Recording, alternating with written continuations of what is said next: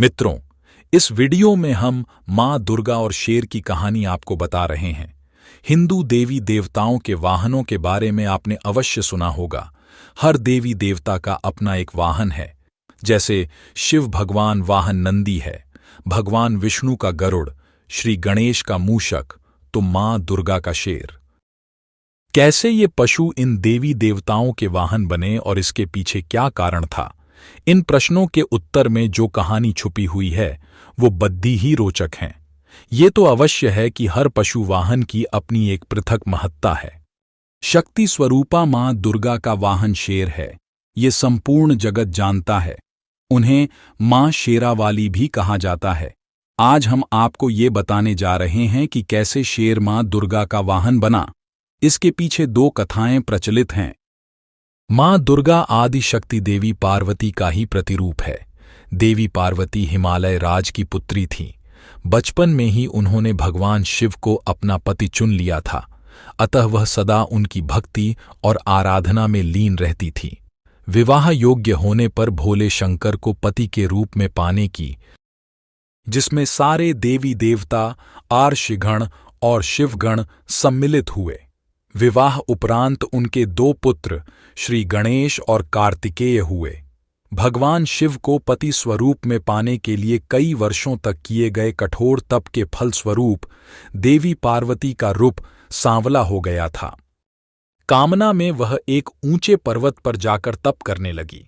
वहां उन्होंने कई वर्षों तक तप किया।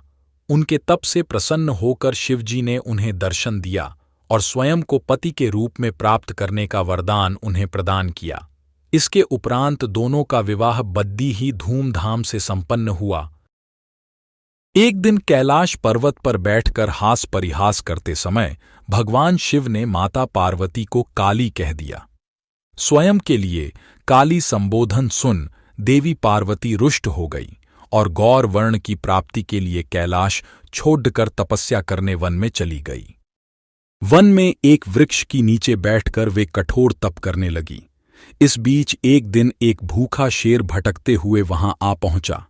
देवी पार्वती को देख उनको खाकर अपनी क्षुधा शांत करने की मंशा से वह उनके समीप पहुंचा, किंतु देवी पार्वती के तप का तेज इतना था कि वह शेर उनको खा न सका और वहीं बैठकर उनकी तपस्या समाप्ति की प्रतीक्षा करने लगा। माता पार्वती को तप करते हुए कई वर्ष बीत गए। इतने वर्षों तक वह शेर वहीं उनके समीप बैठा रहा। एक क्षण को भी वह अपने स्थान से नहीं हिला।